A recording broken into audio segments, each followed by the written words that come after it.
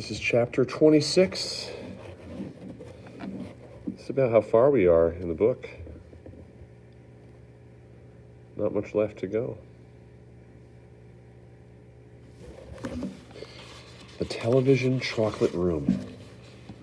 The TV family, together with Charlie and Grandpa Joe, stepped out of the lift into a room so dazzlingly bright and dazzlingly white that they screwed up their eyes in pain and stopped walking.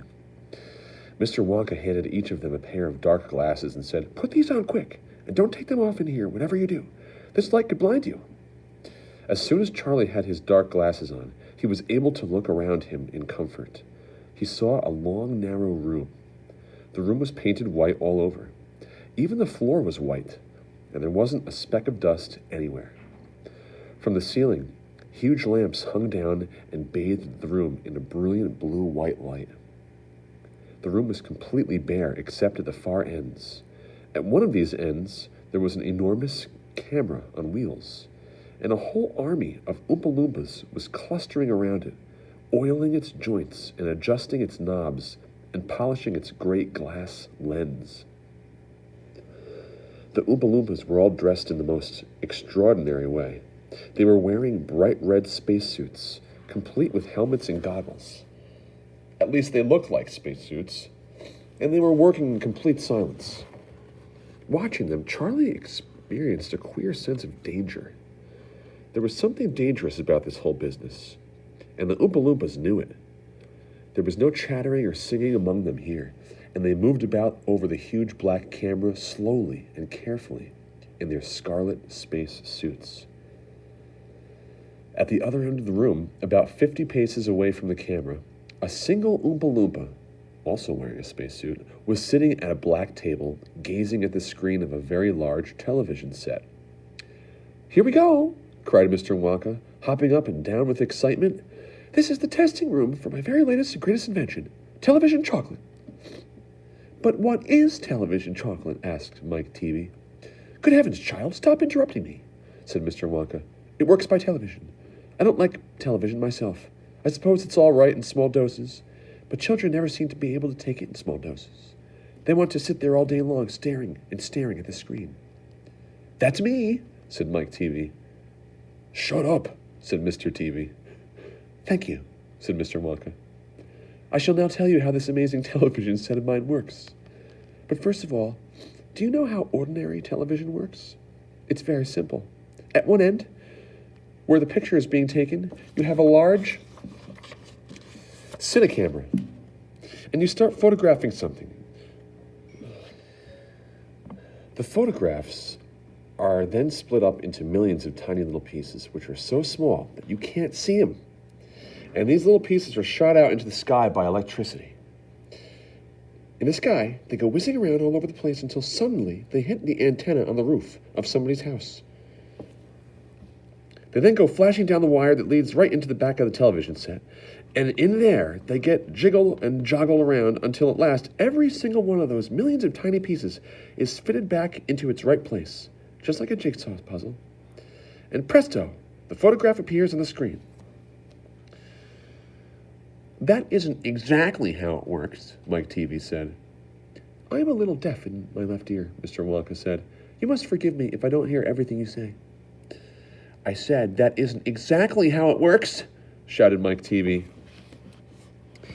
"You're a nice boy," Mr. Wonka said, "but you talk too much. Now then, the very first time I saw ordinary television working, I was struck by a tremendous idea. 'Look here,' I shouted. 'If these people can break up a photograph into millions of pieces and send the pieces whizzing through the air and then put them together again at the other end, why can't I do the same with a bar of chocolate?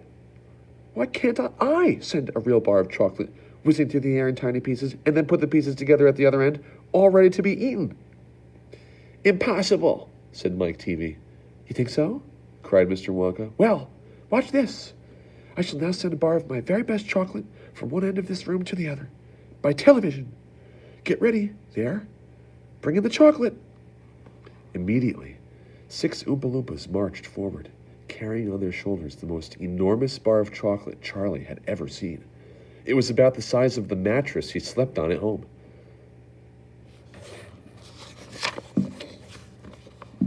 It has to be big, Mr. Wonka explained, because whenever you send something by television, it always comes out much smaller than it was when it went in. Even with ordinary television, when you photograph a big man, he never comes out on your screen any taller than a pencil, does he? Here we go then. Get ready. No, stop. Hold everything. You there. Mike TV, stand back. You're too close to the camera. There are dangerous rays coming out of that thing. They could break you up into a million tiny pieces in 1 second. That's why the Oompa Loompas are wearing spacesuits. The suits protect them. All right, that's better. Now then, switch on. One of the Oompa Loompas caught hold of a large switch and pulled it down. There was a blinding flash. The chocolate's gone, shouted Grandpa Joe, waving his arms. He was quite right. The whole enormous bar of chocolate had disappeared completely into thin air. It's on its way, cried Mr. Wonka. It is now rushing through the air above our heads in a million tiny pieces. Quick, come over here. He dashed over to the other end of the room, where the large television set was standing, and the others followed him. Watch the screen, he cried. Here it comes, look. The screen flickered and lit up. Then, suddenly, a small bar of chocolate appeared in the middle of the screen. Take it, shouted Mr. Wonka, growing more and more excited. How can you take it? Asked Mike TV, laughing. It's just a picture on a television screen. Charlie Bucket, cried Mr. Wonka, you take it. Reach out and grab it.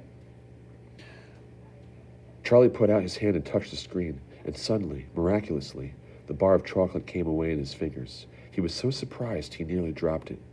Eat it, shouted Mr. Wonka. Go on and eat it. It'll be delicious. It's the same bar. It's got smaller on the journey, that's all. It's absolutely fantastic, gasped Grandpa Joe. It's a miracle. Just imagine, cried Mr. Wonka, when I start using this across the country, you'll be sitting at home watching television, and suddenly a commercial will flash onto the screen, and a voice will say, Eat Wonka's chocolates. They're the best in the world. If you don't believe us, try one for yourself. Now. And you simply reach out and take one. How about that, huh? Terrific, cried Grandpa Joe. It will change the world. Readers study characters when they make a movie in their mind and become the character. And readers use their own memories to help them walk in the character's shoes.